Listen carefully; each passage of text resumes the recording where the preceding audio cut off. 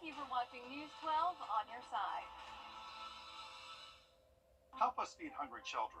Our goal is to feed 2 million meals to hungry children this year, and you can help us when you round up at Parker's Kitchen. We're going to match 25% of your donation. Live from Augusta, you're watching News 1226 this morning. Chance for you to weigh in on a major statewide property tax law that could impact your pockets, where Columbia County neighbors can go to let their voices be heard. Those stories and much more in just a bit, but first, good morning. Thank you for joining us. I'm Nick Proto. And I'm Ashley Campbell. It is 6 o'clock on your Tuesday. We're off to a much drier start than yesterday if you're heading out the door right now. We sure are. It's nice to see the rain is out for today. It's a little chilly on this warm-up coming up shortly, hitting 6:02. Two public hearings remain for the Columbia County Board of Education to opt in or out of the Homestead Exemption Act. One of them is tonight, with many questions and concerns from those who live in the county. Your Taylor Martin joining us live outside the Board of Education building in Columbia County, where they're going to be meeting at 6 o'clock. So, Taylor, what's the school system saying about this, and what questions are being raised? Well, some people in Columbia County, it's making them worry about how this will impact them financially, while others say it provides stability and consistency. Now, back in November, more than 60% of voters in the state said yes at the polls to opt into the homestead exemption. But the bill allows local governments, cities, and school boards to opt out, which is why the Board of Education says they're weighing all options. The chief financial officer for the school district says if Columbia County does not opt out, they'll have to get the money some other way, like being forced to raise the millage rate, furlough or lay off teachers, or increase class sizes. It is a large impact to the school district, and so we just want to make sure that everybody understands what that impact could be, because this bill is going to be in place for 50 years.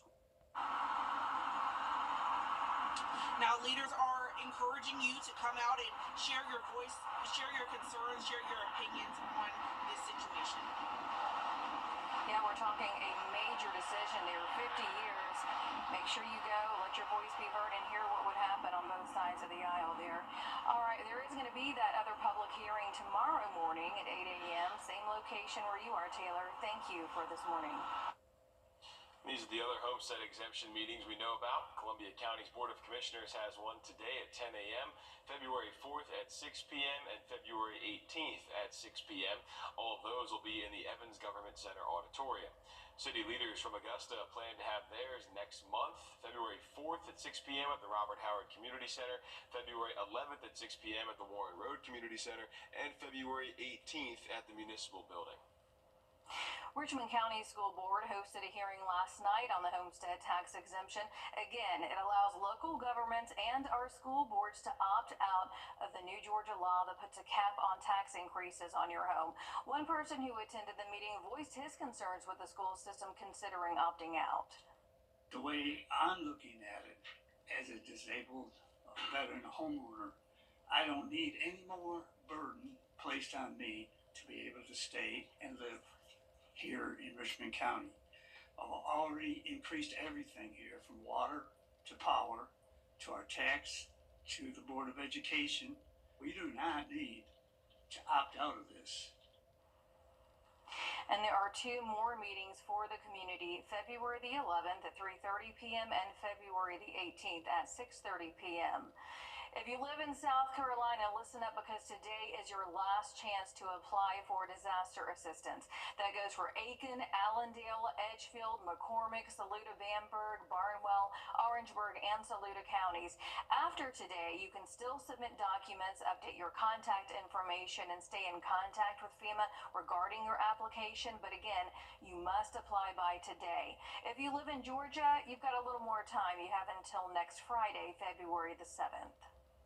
Be on the lookout for a 2015 to 2020 Chevy Tahoe or Suburban with front-end damage. The Richmond County Sheriff's Office says the driver of that type of car hit and killed 65-year-old Dwayne Rutledge downtown. Officials say that happened at 13th Avenue and Martin Luther King Boulevard Sunday night. The Richmond County coroner says Rutledge died at the hospital. If you have any information on the case, call the Richmond County Sheriff's Office. Also in Richmond County, a mother is recovering from stab wounds after her son allegedly stabbed her multiple times. 17-year-old Davian Pinkston was arrested Saturday. We do not have his mugshot right now. We have reached out for it. Arrest warrants state that Pinkston stabbed his mother in her eye, head, face, side, and hands with an 8-inch knife. Deputies say a 4-year-old child witnessed this happening. They say Pinkston refused to speak with deputies at the scene. The mother was sent to a local hospital for her injury. She is expected to be okay. Pinkston charged with aggravated assault, cruelty to children, and possession of a knife during a crime. A man's in jail this morning after allegedly holding people hostage at gunpoint inside a home on Peach Orchard Road. This is 44-year-old Tyrone Cooper on your screen. Reports say he was walking around the home with a gun and refused to let the people inside leave. It also says one victim claims she got into an argument with Cooper, which led to him beating her from 11 o'clock the night before until the time of the call the next morning. Deputies say Cooper dragged that victim back inside the home after she escaped. They say he injured another victim as well. Cooper is charged with kidnapping, battery, false imprisonment, and other related charges. A mysterious investigation right now underway in McDuffie County after officials say a man was found tied and gagged outside his home. Deputies say that they found him yesterday morning outside his home on Washington Road. They say the man told them that he believes the suspects were 4 people all dressed in black. The GBI is helping the McDuffie County Sheriff's Office investigate this case. And still unfolding this morning, ICE arresting thousands of immigrants nationwide. And rental companies are booming with business as homeowners prepare for the busy Masters season. How Hurricane Helene is impacting the process coming up. Temps a little chilly because it's been a little windy throughout this morning. Wind gusts a little bit high for today and tomorrow, but we're talking about a lot of sunshine and warmer days ahead next. And as we head to break, giving you a live look at Grovetown, it is 6:11. There are those who 60s with sunshine Sunday to Monday, 6:17. The Masters Golf Tournament is getting closer, but the time to rent your home is now. And after Hurricane Helene, homeowners all across the CSRA are racing to finish up those repairs. Your Audrey Dickhurver spoke to 2 home rental companies here about how this year will look. It's the one week everyone wants to be in Augusta. People will always come to the Masters. No ticket will ever go unused. With the tournament only a few months away, everyone is trying to prepare. We have had some homeowners that are just overwhelmed with trying to get their home ready for Masters because they're dealing with roofs that are, have holes in them and the debris and all the outdoor structures are damaged. Homeowners, rental companies, and contractors having a long to-do list before April. We all have to just accept that. The scenery will be different in backyards. Houses that have privacy might not have that anymore. Changing the criteria for the outside of homes and asking for patience from golf patrons this spring. I've already prepared some of our clients that there might be some houses that have patches on the roofs. That's not going to affect the patrons' comfort. That won't affect their ability to watch the tournament. But they're still doing everything they can to make sure their homes are ready. Our greatest concern is that come March, there's going to be homeowners calling and saying, oops, I thought my contractor would be ready and they're not going to be ready. So we have to refund the money. Even if some homes aren't ready, others are stepping up to rent that have never done it before, even as far out as Aiken and Lake Oconee. We do have some people registering saying, I know there's a lot of houses out there damaged. We have never rented before. And now we think this could be our opportunity to get in there. But even though the way the city looks might be different, the community and hospitality are still the same. It's a true testament to Georgia and Augusta, and everyone wants to be very hospitable. That's why they call it Southern hospitality. They're excited to get their homes ready and have something to look forward to. They say they don't expect to have to rent out as far as Lake Oconee and Modoc because of the number of new houses being built and the increase of new people wanting to rent in Augusta. But it is good to know that's an option if needed. The city of Aiken breaking ground on the site of a new mixed-use building coming to Newberry Street yesterday. That $20 million project will bring at least 100 professionals and university students to the heart of Aiken. This building is part of the vision for the Savannah River National Lab to have a visible presence off-site where lab staff and the Battelle Savannah River Alliance Research Institution will come here to Aiken to interact with lab staff. The new building will be used for visiting scientists, conferences, office work. Right now, officials say that the target move-in is summer of 2026 with an opening in the fall of that year. The IRS is now accepting 2024 federal tax returns. The deadline to file is April 15th. The direct file program will also be open, allowing eligible tax filers to file their taxes directly with the IRS for free. This year, some filers may also get a separate check from the IRS in the next several weeks to filers who were eligible for the 2021 Recovery Rebate Credit and didn't claim their taxes that year. I'm Austin Jackson, and for me, keeping it local really matters. Like when you're hungry. It's tough to beat a great meal at your favorite local spot. Well, if you've been injured, keeping it local matters even more. You need a law firm with experience in our area's courtrooms and a track record you can trust. The CSRA has always been my home. People know my law firm for work in the community as well as for our life-changing results. That's local experience you can count on. If you've been injured, call Austin Jackson, the Augusta guy, 706-724-7224. This is the life. Buick, exceptional by design. Shop masterbuickgmc.com.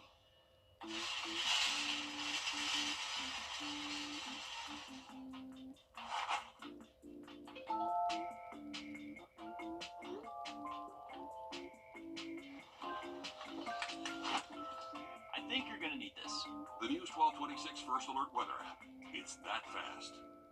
Hardee's original bag packs 2 full-size favorites plus fries and a drink for just $6.99. No junior burgers or tiny nuggies, just full-size goodness for big-time value. The $6.99 original bag, only at Hardee's.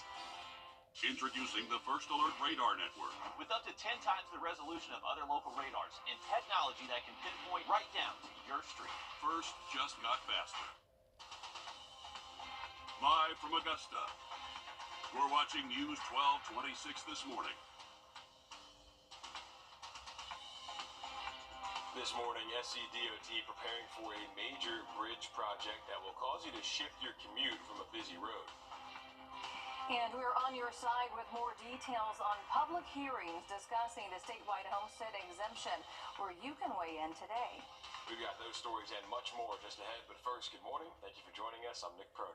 And I'm Ashley Campbell. It is 6:30 on your Tuesday. It's a little breezy if you're heading out the door this morning, but it's dry. Yeah, it is. Yeah, it is. And we get to enjoy a lot of dry weather and warmer temperatures for the afternoons. Morning temperatures today and tomorrow, a little bit cold outside because of that. Continuing coverage this morning, the Columbia County Board of Education will hold its second public hearing on the new statewide homestead exemption today. It caps how much your property taxes can increase each year. Lieutenant Martin joins us live now at the Board of Education, where I'm sure neighbors will meet later today. Yeah, that's right. Board members met for the first time yesterday to discuss the district's plan going forward. Now, with so many factors weighing on both homeowners and the school district, it's a difficult decision for everyone. It's making some people worry about how it will impact their finances, while others say it provides stability and consistency.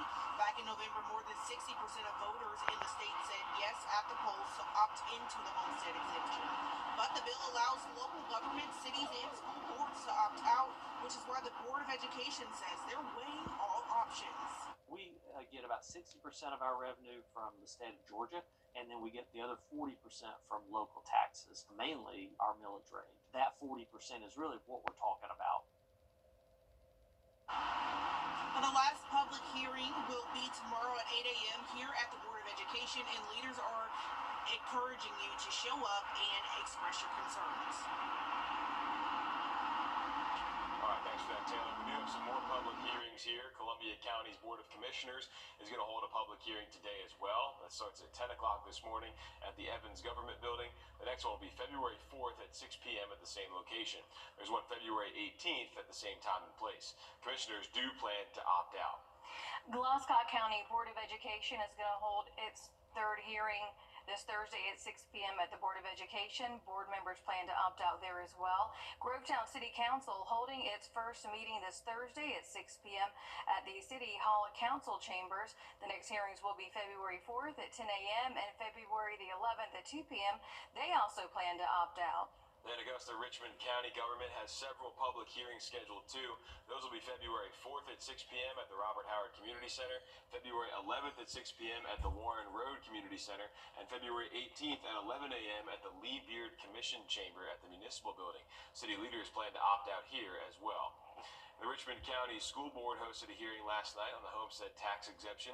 School boards and governments have until March 1st to decide. There will be 2 more meetings for the community, February 11th at 3:30 and February 18th at 6:30.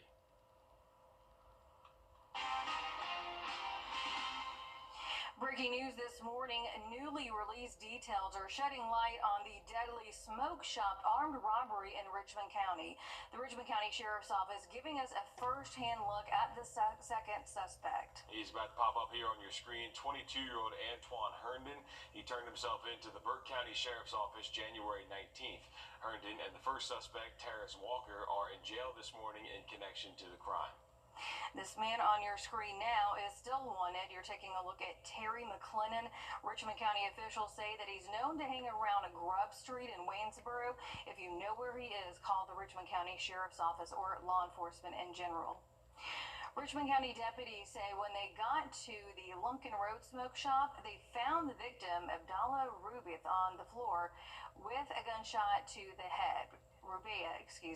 Officials say that he was still breathing but not conscious. Deputies say they saw money all over the floor, an empty cash register, and a bullet. A witness tells deputies that she went to the store and saw Rubea lying on the floor and called the police. A deputy says they were parked nearby and saw a customer enter and leave the shop. A black man wearing a black jacket and gray sweatpants walking towards Peach Orchard Road. All suspects face murder and armed robbery charges. 6:35 now. This morning, we're learning the name of a victim in a deadly Orangeburg County hit and run. Orangeburg County coroner identifying the victim as 63-year-old Ricky Jameson of Orangeburg. South Carolina Highway Patrol says it happened right here on Belleville Road at Cherry Lane yesterday morning. Officials say Jameson died on the scene. They say they do not know who the driver of the car is. They left the scene right after that accident, but we'll let you know when we learn more. To Saluda County, where we now know the names of 2 victims in a deadly crash. The coroner says 22-year-olds Joshua Howard and Augustine Ansaldo Martinez died in the crash. Officials say it happened at JDM Road Sunday night. They say a Dodge Journey and a GMC Yukon were heading in opposite directions on Johnston Highway when it happened. Officials say both were pronounced dead at the scene, while 2 passengers of the GMC were sent to a hospital for injuries. Back in Richmond County, a 17-year-old is in jail this morning after allegedly hitting a man in the head with a gun. That's 17-year-old Kendra McLeod on your screen. Richmond County deputies say they were sent to Clark Street on January 14th for an assault. They say they found a man lying on the ground with a head wound when they got there. Reports say a witness told deputies her neighbor tried to break up a fight when McLeod pulled out a gun and hit the neighbor in the head. The report goes on to say McLeod searched the victim's pockets before running off. He's charged with aggravated assault, possession of a gun, and criminal attempt felony. The victim was sent to the hospital for his injuries. Charlotte Airport employees and passengers on a high alert this morning after a deadly accident. Airport officials say an American Airlines employee